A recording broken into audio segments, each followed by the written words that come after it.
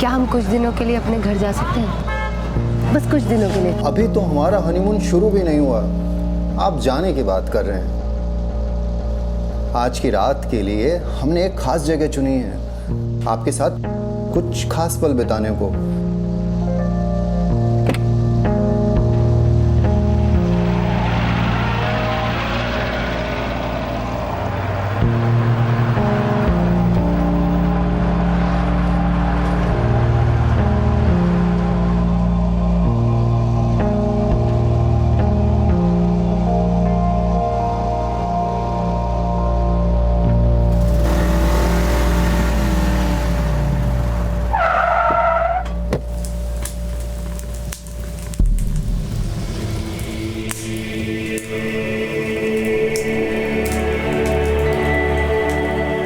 ये देखिए, आपके राजा ने अपनी रानी के लिए कितना सुंदर हवा महल तैयार करवाया है। आइए।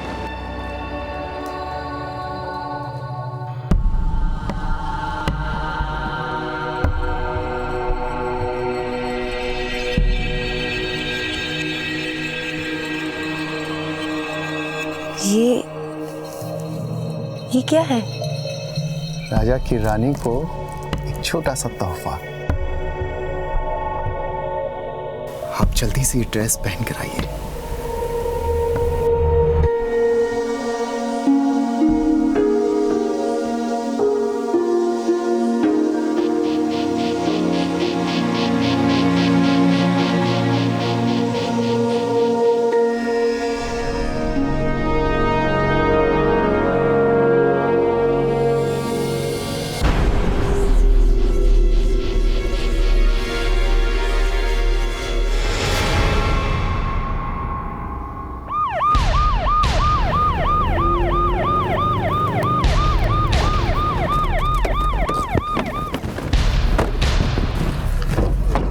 साइड सर चलो चलो दूर हटो।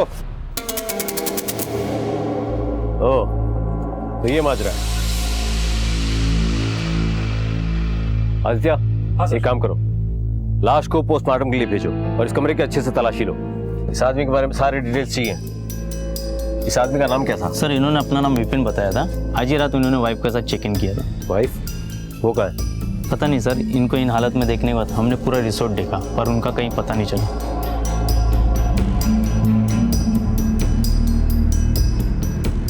सर मैंने पूरा टेंट अच्छे से चेक किया है। विक्टिम का सारा सामान गायब है, मोबाइल, पर्स और यहाँ तक के सारे कपड़े भी। बीवी और सारा सामान सब कुछ गायब है और है तो सिर्फ एक चीज, एक 40-45 साल के आदमी की लाश।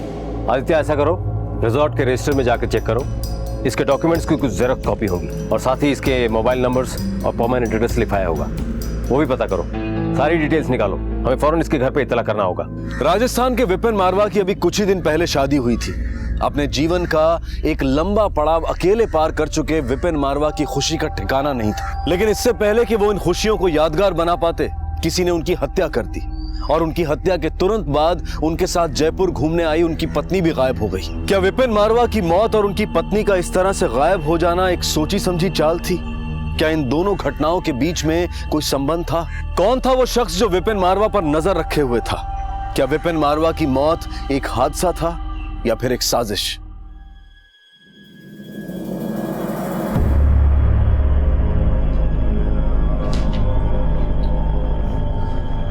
साहब, हमारा बेटा केशव की खबर मिली के साहब? देखो काका, थे घना बुजुर्ग आदमी, क्यों रोज रोज यहाँ पर आकर अपना टाइम खराब करते हो और मेरा टाइम खराब करते हो? जिस दिन थाको बेटू पकड़ में आ जाओ लो ना, थाने अपने आप पत्तू लाग जाओ लो। और वैसे भी आपके बेटे ने जो काम किया है ना, उसकी सजा तो उसको 7 जन्म में भी देनी पड़ेगी।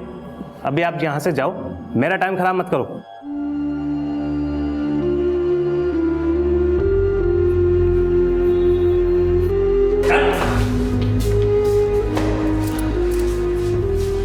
क्या हुआ? केशव का कुछ पता चला? दरोगा जी ढूंढ रहा है। वह कह रहा है कि जियाई मिल जासी, सबसे पहले आपा ने खबर कर सी, आप लोग केशव मिल जासी।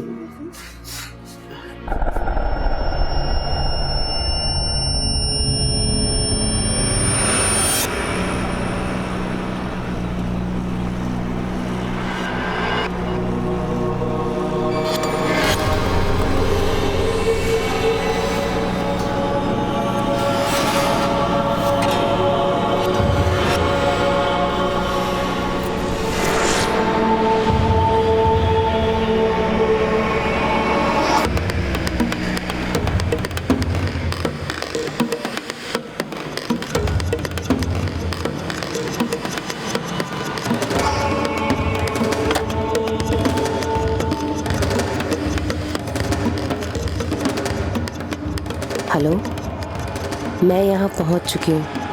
कहाँ मिलना है? सर, ये रही विपिन की पोस्टमार्टम रिपोर्ट।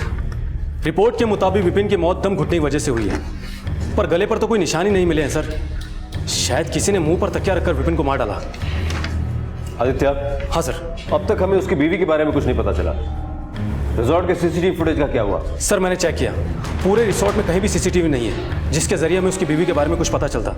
रिसोर्ट के अंदर रात में रुके लोगों से और नाइट शिफ्ट के स्टाफ से मैंने पूछताछ की थी, किसी ने उसका चेहरा देखा ही नहीं था सर।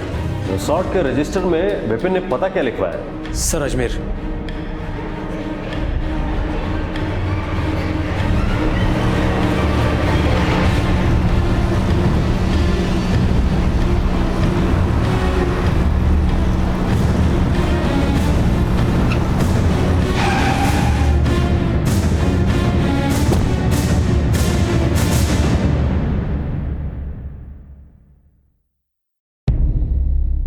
जी, आपके बगल में ये जो घर है विपिन शर्मा का, उनके साथ कोई और रहता था? वैसे तो सर इस घर में हमेशा ही ताला लगा रहता था। अब विपिन भाई तो हमेशा काम के सिलसिले में बाहर रहते थे, पर हाँ साहब, पिछली बार जब वो आए थे तो उनके साथ एक औरत थी, शायद जिसके साथ विपिन भाई ने शादी की हो। आपने उस औरत का चेहरा देखा था? नहीं साहब, वो तो हमेशा ही घूंघट में रहती थी। एक आध बार बात करने की कोशिश की थी पर वो ज्यादा बोलती नहीं थी, पर विपिन भाई हमेशा उनके साथ रहते थे। आप जिस नंबर को डायल कर रहे हैं वो इस समय स्विच्ड ऑफ है। आप जिस नंबर को डायल कर रहे हैं वो इस समय। सर जब से विपिन की मौत हुई है उसका नंबर स्विच ऑफ आ रहा है। आदित्य, उसकी बीवी मोबाइल तक लेकर गई है और इसके पड़ोसी से बात करके ऐसा लगता है कि जैसे विपिन को भी उस औरत के बारे में ज्यादा कुछ पता नहीं होगा। 45 साल का था, अकेला, हो सकता है 20-22 साल की लड़की देखी और झटपट शादी कर ली, लेकिन उस औरत के लिए ये शादी नहीं बल्कि एक प्लान था, विपिन को बर्बाद करने का प्लान। एक काम करो। हाँ सर। विपिन के मोबाइल के पिछले एक हफ्ते के सारे डिटेल्स निकालो। वो कहाँ कहाँ गया, किससे मिला, अगर हमें ये पता चल गया तो शायद हमारे हाथ कुछ बहुत बड़ा सुराग लग सकता है। ठीक है सर। विपिन हनीमून पे था, वो जरूर कुछ होटल्स, रेस्टोरेंट्स, टूरिस्ट प्लेसेस पे गया होगा। उन जगह की सीसीटीवी फुटेज में हो सकता है हमें वो लड़की दिख जाए, या हो सकता है शायद कोई और हो जो इनके बारे में कुछ जानता हो।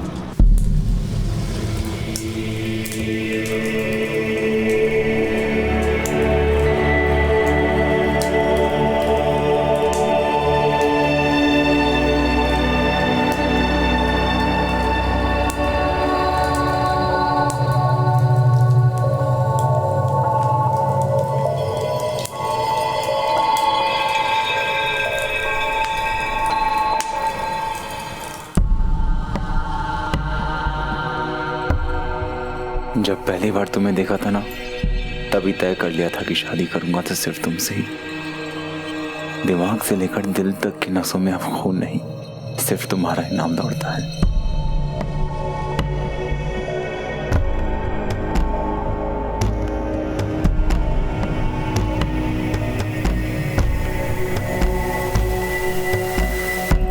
हाँ ठीक है, ओके थैंक्स। सर विपिन का मोबाइल जयपुर में एक्टिव था, लोकेशन हवा महल, अल्बर्ट हॉल जैसे एरियाज थे।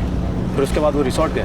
हवा महल के लोकल पुलिस वालों ने हमें बताया है कि हवा महल के पास में एक शॉप है जिसके सीसीटीवी फुटेज में उन्हें कुछ ऐसी फुटेज मिली है जिसमें विपिन के साथ जो लड़की थी वो साफ दिख रही है। फौरन उस सीसीटीवी फुटेज को मंगवाओ। ठीक है सर।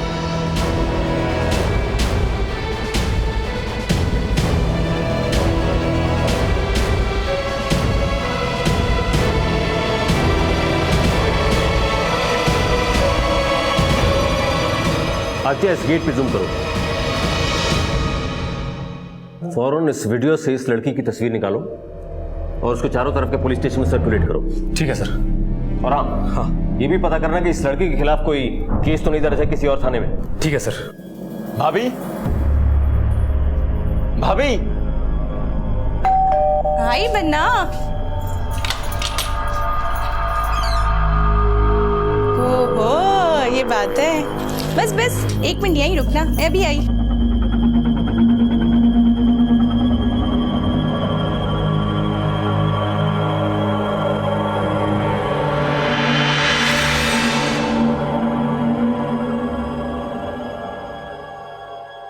अपना दाहिना पैर आगे बढ़ा के इस कलश को गिराओ और घर में गृह प्रवेश करो। इतनी खूबसूरत दुल्हन कहाँ से चुरा लाए बन्ना? भाभी चुराया तो इसने था, पहली मुलाकात में मेरा दिल। अच्छा सिरोही में पहली बार मिला इससे।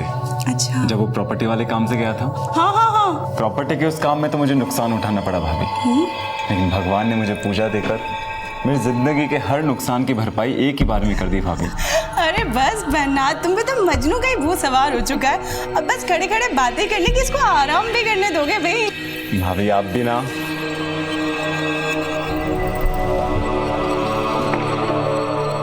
सर, राजवाड़ा पुलिस थाने से खबर आई है कि उस लड़की का नाम काजल है, जिसने कई लोगों को लूटा है और बचा हुआ सामान बटोर कर फरार हो गई है। और सर, सबसे इंपॉर्टेंट बात तो ये है कि इसने अपने पहले पति की भी हत्या की है।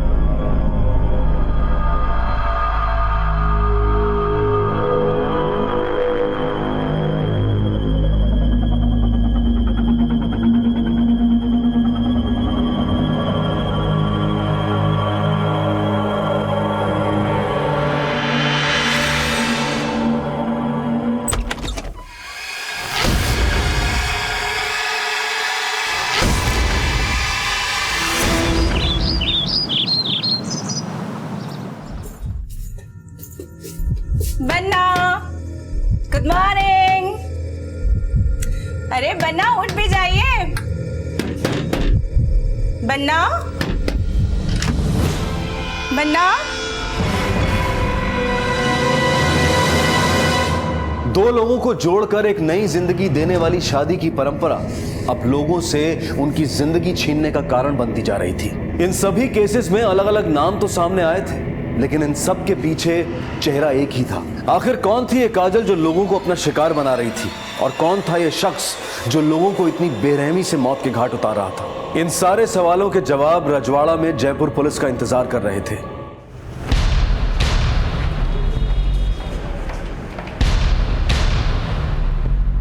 सर, इस काजल की तलाश तो हमें काफी समय से थी। काजल की शादी यहीं राजवाड़ा में प्रताप सिंह के साथ हुई थी, पर प्रताप और काजल का रिश्ता कुछ ठीक नहीं था। प्रताप उसके साथ में शारीरिक संबंध बनाना चाहता था, पर काजल को उसमें जरा भी दिलचस्पी नहीं थी। एक दिन काजल अपने घर से बाहर निकलती है, पर प्रताप को उस पर शक था, जिसकी वजह से वो काजल का पीछा करना शुरू करता है। और पीछा करते करते वो पास ही के जंगल में जा पहुंचता है। वहां जाकर देखता है कि काजल अपने प्रेमी केशव के साथ में कुछ आपत्तिजनक हालात में मिलती है। वो गुस्से में आकर काजल को उल जलूल कहने लगता है। इसके बाद केशव पेट्रोल छिड़क कर उसकी लाश को आग लगा देता है। उसी दिन से ये दोनों फरार हैं। अब काजल अपने हुस्न के जाल में लोगों को फंसाती है, उन्हें विश्वास दिलाती है और बाद में उनसे शादी कर लेती है, और केशव की मदद से उनकी हत्या कर उनका सारा सामान लूटकर भाग जाती है। हेलो, क्या?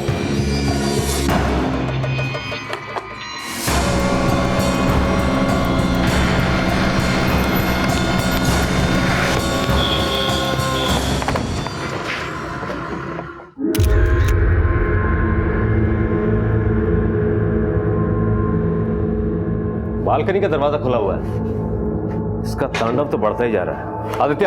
Yes sir. उस लड़की की फोटो है तुम्हारे पास? हाँ। दिखाओ।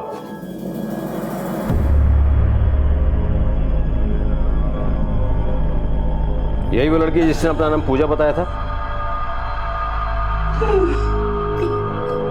आपका देवर इस लड़की से कहाँ मिला था? सर, वो प्रॉपर्टी के किसी काम से सिरोही गांव गया था। आपका देवर सिरोही किससे मिलने गया था? सर, किसी जमींदार से मिलने गया था, संदीप नाम था शायद। वही वो इस पूजा से मिला और उससे शादी कर ली। आदित्य। हाँ सर। लाश को पोस्टमार्टम के लिए भेजो, हमें सिरोही जाना होगा काजल और केशव का पता लगाने। ठीक है सर।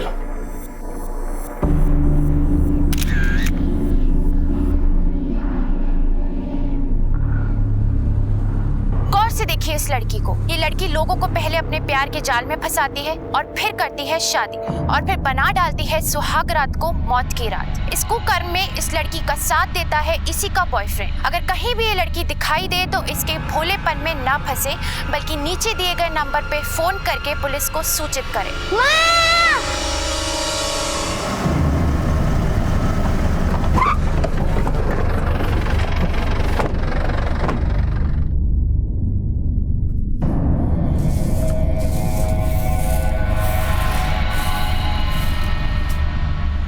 केशव आपका बेटा है? जी साहब। कहीं कोई खबर मिली? तुम आए ना, जा पानी ले रहा, मैं बात करूँ यहाँ से।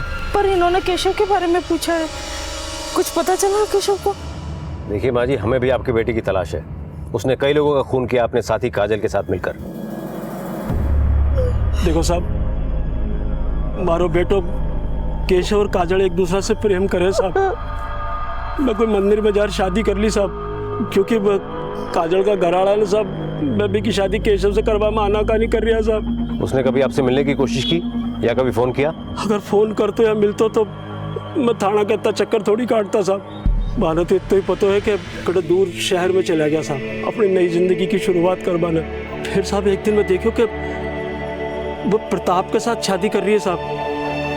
प्रताप एक नंबर को सूदखोर है साहब, और भी को बाप मंगत साहब, वो भी एक नंबर को सूदखोर है। घना पीसा भरो पूरा परिवार है पीसा है साहब। हाँ ये तो मैंने पता है साहब कि प्रताप से भी कोई नातो ही हो साहब। नाता? नाता राजस्थान की एक ऐसी प्रथा जो कुछ समुदाय के लोगों के भले के लिए बनाई गई थी, जिसमें कम उम्र में विधवा बनी औरतों की दोबारा शादी हो सकती थी। किसी गलत रिश्ते में फंसे परिवार को बचाया जा सकता था। लेकिन धीरे धीरे समय के साथ ये प्रथा तो बदली ही, इससे जुड़े लोग भी बदलते गए। आज भी ऐसे कई गांव हैं जहां बेधड़क इस प्रथा के नाम पर औरतों की खरीद फरोख्त की जाती है। हमारे देश में ऐसे कई राज्य हैं, कई समुदाय हैं जिनकी अपनी अलग अलग मान्यताएं हैं, प्रथाएं हैं, और इनकी शुरुआत इंसानियत की भलाई के लिए ही की गई थी। लेकिन कुछ लोग ऐसे होते हैं जो हर अच्छे काम में गलत मकसद ढूंढ ही लेते हैं, और ऐसा ही कुछ देखने को मिला इस केस में। सिरोही गांव के माने सब लड़का का घरवाला है ना सब, वह पीसा देर अपनी मनपसंद की लड़की से शादी कर सके साहब। फिर वह जी भी उम्र की लड़कियों ने साहब 20 में शादी कर ले साहब। अయ్యా प्रताप और काजल को भी नातो हो साहब। साहब एक दिन एक आदमी मार कर आयो, केशव ने प्रताप को खून कर दियो। प्रताप को खून कर दियो साहब केशव। अब मारो बेटो खूनी कोनी साहब। साहब माँ का घर के माने तो खाने पीने में भी शुद्ध शाकाहारी है साहब। माँ के घर में तो मच्छर मारो भी पाप है साहब। मारो बेटो कोई को खून को नहीं कर सके साहब। देखिए कई बार जो दिखता है वो होता नहीं है, और जो होता है वो दिखता नहीं है। इसी होने और दिखने के फर्क को पहचानना हमारा काम है। और आपका बेटा जो कर रहा है, एक बाप होने के नाते आप सुन नहीं सकते, और कानून की नज़र में सब एक है। जिस दिन आपका बेटा हमारे हाथ आ गया उस दिन कानून का फंदा उसके गले में होगा। साहब मारो बेटो निर्दोष है साहब, मैंने छोड़ दो साहब। चलो साहब मारो बेटो निर्दोष है साहब, मैंने छोड़ दो। मारो बेटो निर्दोष है साहब। आप उठिए, चलो।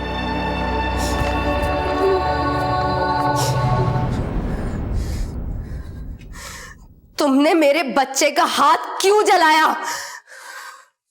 मुझे नहीं करना कोई काम। मेरी बोली हर बात पत्थर की लकीर हो गए, और इस लकीर को पार करने की कोशिश अगर तूने की तो तेरे लाडले का सर किसी पत्थर से कुचल दूंगा मैं। चल।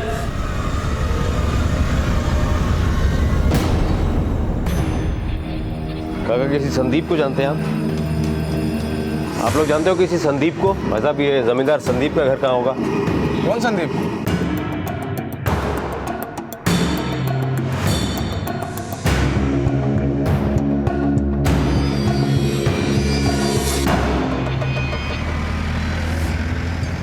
अगर हमें काजल के बारे में थोड़ी भी इंफॉर्मेशन मिल जाए तो हमें बहुत कुछ साफ हो सकता है। सर क्यों ना हम काजल के माँ बाप से मिले, शायद ये मुलाकात कई रात से पर्दे उठा दे। चलो।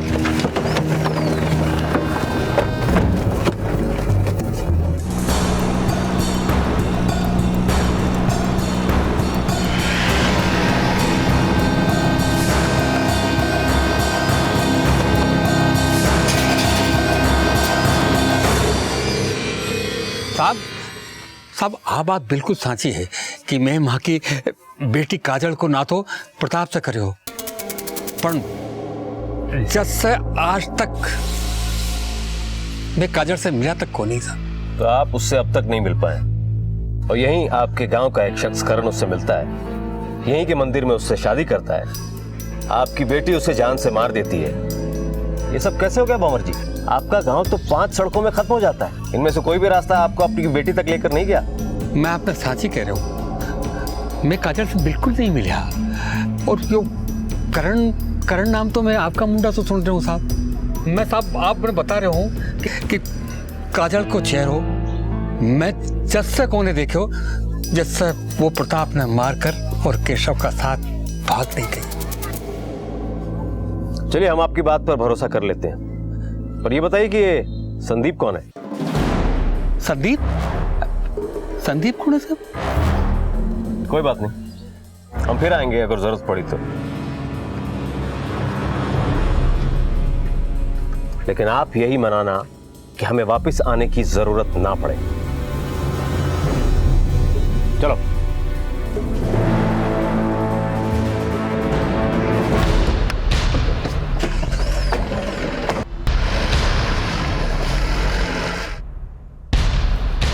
झांको, पुलिस वाला आया था। मैं थाने कह रहा हूं कि थोड़ा दिनों के वास्ते शांत हो जाओ।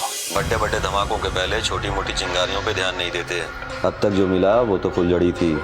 इस बार ऐसा खेल होगा कि पूरी दिवाली मनेगी दिवाली। ये मौका हमारे हाथ में ना हमारी किस्मत में आया है, इसे मैं ऐसी तरह जाने नहीं दूंगा। हाँ साहब, इंतजाम हो गया है। छोरी बहुत चौखो है, ख्याल रखेगी थारो। ऐसी लड़की की जरूरत है मुझे। हाँ भाई, वैसे ही ढूंढी है जैसे थारो को चाहिए थी। बाकी आप नाते के पैसे का इंतजाम रखो, जल्दी उसे लेके आपके गांव आता हूँ। अरे जल्दी से जल्दी आ जाओ, पीसा तो तैयार ही पड़ा है, चिंता क्यों करो हो। पैसे और लालच की नींव किसी भी रिश्ते को खड़ा नहीं होने देती, बल्कि उसे खोखला बना देती है। अक्सर कुछ लोग रिश्तों को बनाने से पहले इस ताक में रहते हैं कि आगे बनने वाले रिश्तों से वो कैसे मुनाफा कमा सकते हैं। और वहीं अगर ऐसे लोगों के हाथों में नाता प्रथा जैसी व्यवस्था लग जाए तो अंजाम बहुत भयानक हो सकते हैं। इस व्यवस्था का दुरुपयोग यहां भी हो रहा था, लेकिन कौन थे वो लोग जिनका चेहरा अभी सामने आना बाकी था। पर बहुत जल्द इस केस की सारी परतें खुलने वाली थी। ये ले जाओ, पेपर तैयार करवाओ। सर, गांव में तैनात हमारे कांस्टेबल से 2 बातें पता चली है। पहला तो ये है कि काजल के माँ बाप ने प्रताप के पिता मंगस से काफ़ी पैसा ब्याज पे ले रखा है, जिसकी वजह से उन्होंने काजल की शादी प्रताप से कराई। दूसरी इंपॉर्टेंट जानकारी ये है कि काजल का एक बेटा भी है, प्रताप से नहीं बल्कि उसके पहले पति केशव से, जो से प्रताप के साथ हुई शादी से पहले ही हो चुका था। मुझे पहले से ही काजल के परिवार वालों पर शक था। मुजरिम के साथ साथ उसे बचाने वाला भी बराबर का भागीदार होता है। वक्त आ गया है इस जुर्म से उनकी भागीदारी खत्म की जाए।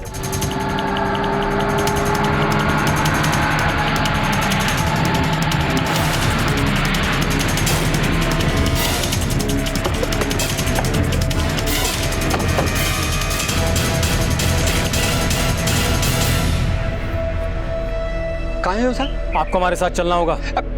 मैं कहीं कौन करूँ साहब? मैं कहीं कौन करूँ? कांस्टेबल, मैं कहीं कौन करूँ साहब? मैंने तो कहते मैंने हवालात में बताएंगे किसने क्या किया। चलो।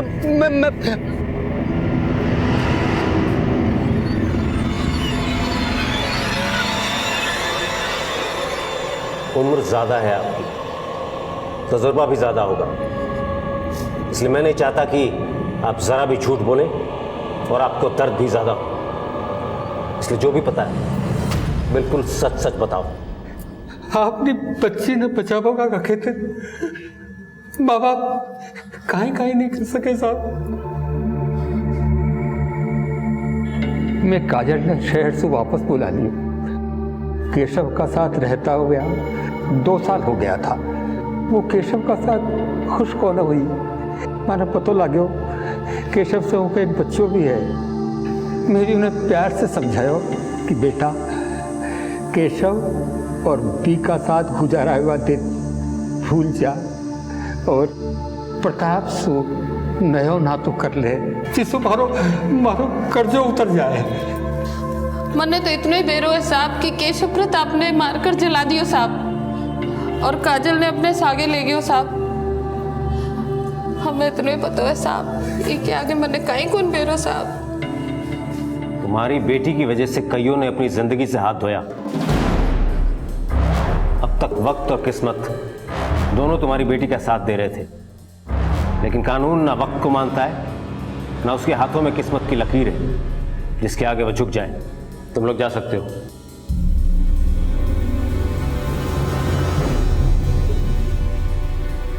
मुझे लगता है कि ये केशव ही है जिसने काजल का सौदा करण के साथ किया है संदीप बनकर, और फिर इसी ने उसे विपिन के पास भी बेचा होगा। मुझे पूरा डाउट है कि हर बार केशव ही काजल को बेचता है और नाते के पैसे ले लेता है और फिर जानबूझकर उन लोगों को मार देता है ताकि काजल उसके पास वापस आ जाए, जिससे वो अगला खेल खेल सके। सर मैं एक काम करता हूँ, सारे विक्टिम्स की कॉल डिटेल चेक करता हूँ। जैसे इन सबके बीच में काजल एक कॉमन कड़ी है, वैसे ही शायद हमें कोई कड़ी या कोई नंबर मिल जाए जो हमें इनके गिरबान तक पहुँचा दे। क्या करना है क्या नहीं करना है इसके लिए सिर्फ हमारी जुबान खुलेगी। थारी जुबान खुलेगी तो सिर्फ हाँ में हाँ मिलाने के लिए, समझी? और वैसे भी इन सब से बच के जाएगी इकट्ठे तू हैं। इन सब में जितना हाथ मेरा है ना उतना साथ तेरा भी है। और एक बात तो तने बताना ही भूल गया मैं, हैं कि साथ देने वाले की सजा बड़ी होती है, हैं? इस बात को याद रखियो। चल भाग यहाँ से, भाग।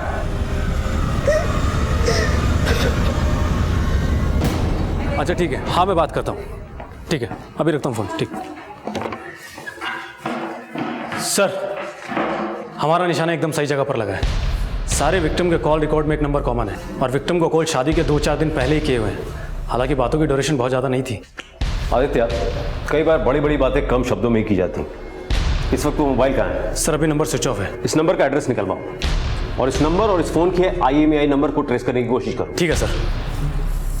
बेटा, मम्मा जल्दी वापस आ जाएगी, जैसे हर बार आ जाती है। मम्मा आपने किसी को मारा तो नहीं है ना? टीवी पर दिखा रहे थे। नहीं बेटा, मामा ने किसी को नहीं मारा। मामा जो कुछ कर रही है सब आपके लिए कर रही है। मम्मा वो लोग आपको पकड़ के तो नहीं ले जाएंगे ना मुझसे दूर? नहीं बेटा, मामा को कुछ नहीं होगा। मामा बस यूं गई और यूं वापस आ जाएंगी, है ना? तब तक आप बैठ करके टीवी देखो।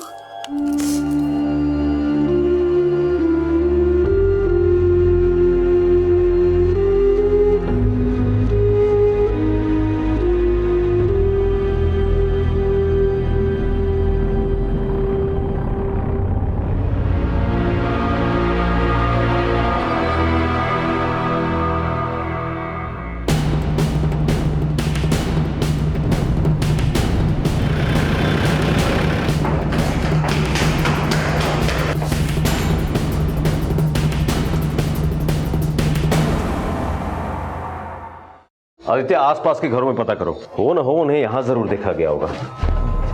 एक्सक्यूज मी, आप इसी अपार्टमेंट में रहते हैं? हाँ सर, मैं यही रहता हूँ। ये कॉर्नर वाला फ्लैट किसका है? ये कॉर्नर वाला फ्लैट तो प्रताप भाई का घर है।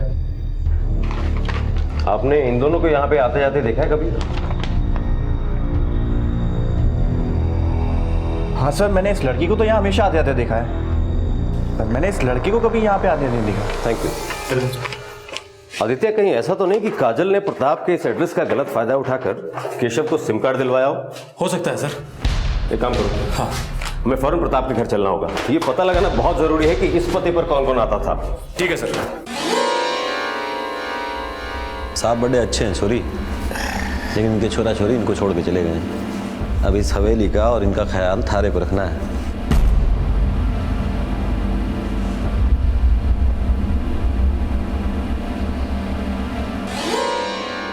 ले चाल, मैं तने मारी हवेली दिखाऊं। अब तो तू मारी जोरू है, सारी हवेली तने घुमा ले आयो, पर हवेली को खास कमरो है वो जो तने दिखावा ने ले आयो हूँ। लाजा इके मैंने मारी सारी जिंदगी कमाई है, इको ध्यान तने रखणू है।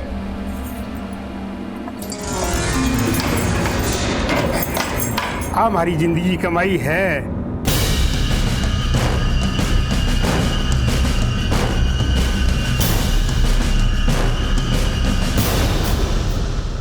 आप चिंता मत कीजिए, मैं पूरा ख्याल रखूंगी। शाबाश, बहुत अच्छी बात।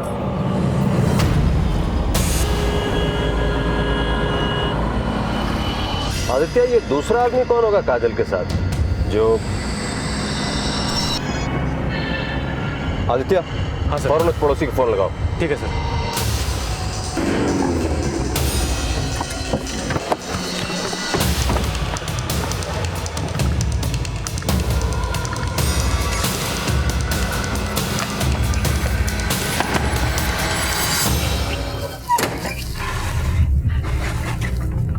अरे इंस्पेक्टर साहब, आपके बेटे प्रताप के जयपुर वाले घर पे कौन कौन आता जाता था?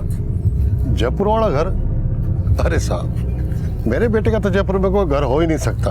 अरे जयपुर तो क्या, उसका तो कहीं भी घर नहीं हो सकता। उसके पास तो इतने पैसे थे ही नहीं, क्योंकि धंधे में इतना नुकसान हुआ था ना। नुकसान? हाँ साहब, मेरे बेटे को दारू पीने की बहुत बुरी लत लग गई थी। बात बात में गुस्सा करने लगा था। उसकी इसी आदत के कारण उसकी शादी नहीं हो रही थी, तो भी मैंने काजल से उसकी शादी करवा दी। उसके घर वाले भी इसलिए तैयार हो गए थे कि मैंने सोचा उनका कर्जा माफ कर दूंगा। मैंने सोचा था साहब, शादी के बाद सुधर जाएगा। अरे क्या जरूरत थी उस केशव से उलझने की? आखिर मार दिया ना उस केशव ने मेरे बेटे को। गौर से देखो, यही आदमी था? हाँ साहब, यही आदमी था वो। एक बार फिर से सोच लो, पक्का याद है? हाँ साहब, पक्का यही था वो आदमी।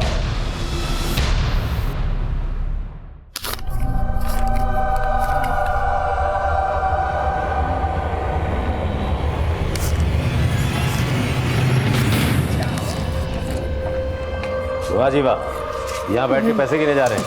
कहाँ से आए पैसे? आशा करता हूँ कि अब आपकी जुबान से वही निकलेगा जो मैं सुनना चाहता हूँ। साफ साफ बोलो, पैसे कहाँ से आए? काजल कहाँ है? ले चलो इन्हें, हवालात में सारी हवा निकल जाएगी। अरे साहब मेरी बात तो सुनो साहब, हमारी बात। अरे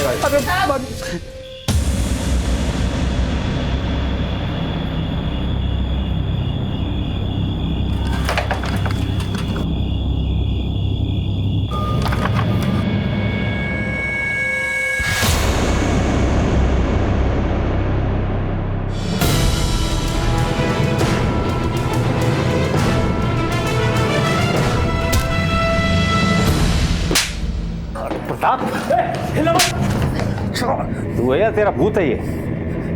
सबकी नजरों में तो तू बोल्ड हो चुका है।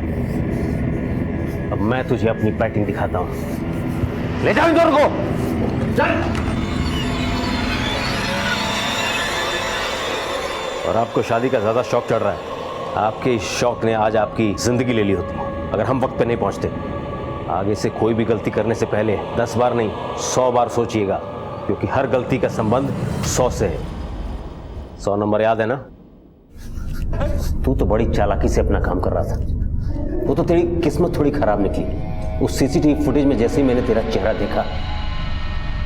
आदित्य, इस गेट पे जूम करो।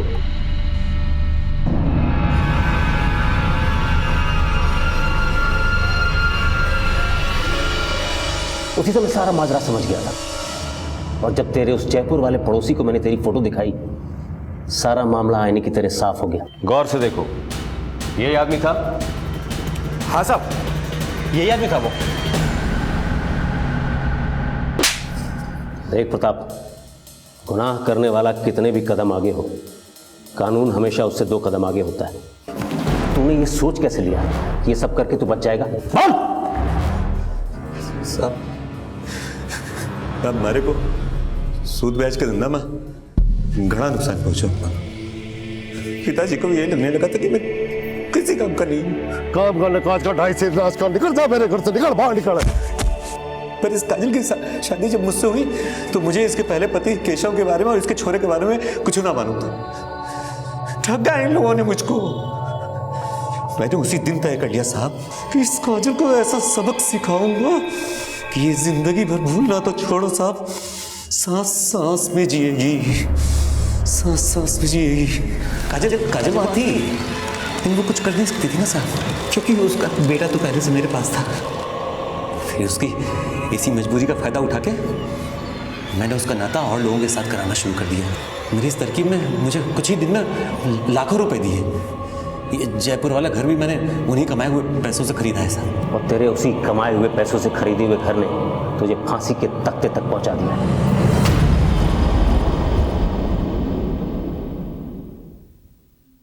साहब, मैं आपका शुक्रिया किन शब्दों में करूं? मुझे नहीं पता साहब, आपने मुझे उस नर्क जैसी जिंदगी से मुक्त करा दिया। मेरे घर वालों ने और उस प्रताप ने मुझे एक दलदल में धकेल दिया था। मैं शहर से वापस गांव अपनी माँ से मिलने गई। उन पर काफी कर्ज था।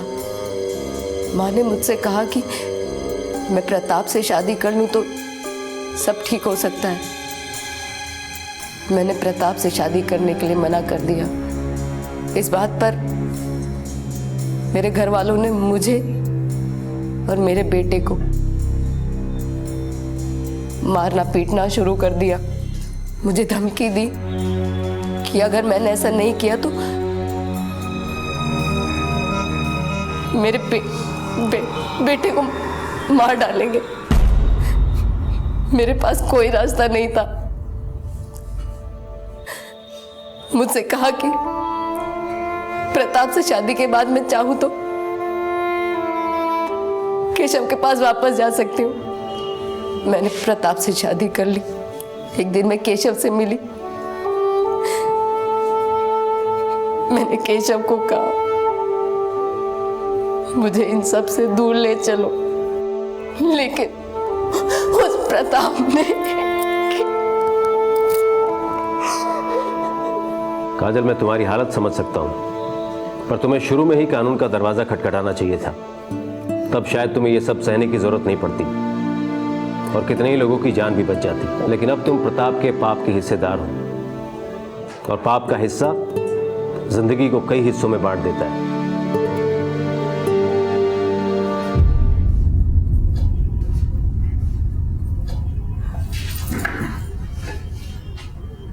काजल, हम तुम्हारे बच्चे का पूरा ख्याल रखेंगे, उसे अच्छी शिक्षा देंगे, पर ये देखने के लिए तुम नहीं होगी, क्योंकि ये सारी बातें पुलिस को ना बताकर तुमने कहीं ना कहीं प्रताप का साथ दिया है। इस साथ में भले ही तुम्हारी रजामंदी ना हो, पर कानून की नजर में तुम भी एक मुजरिम हो। हवलदार, बेटा, खूब पढ़ना लिखना, खूब बड़ा आदमी बनना। जब आप बड़े हो जाओगे ना तो अपनी मम्मा को लेने आना।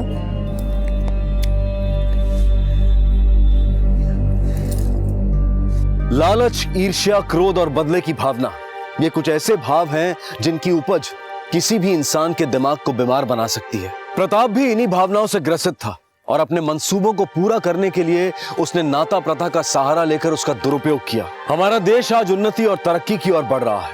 हमारा देश अपने आप में आज कई चीजों में सक्षम कहलाता है, और वहीं हमारे यहाँ नाता प्रथा और ऐसी कई और प्रथाओं का प्रचलन भी है। अगर ध्यान न दिया जाए तो रीतियों को कुरीतियों में बदलने में देर नहीं लगती। अब मैं अनूप सोनी आपसे विदा लेता हूं। फिर मुलाकात होगी अगले एपिसोड में एक और चौंका देने वाले केस के साथ। तब तक अपना और अपने परिवार का ख्याल रखें और देखते रहें क्राइम पेट्रोल डायल 100। सबक एक को, सीख हम सबको। जय हिंद।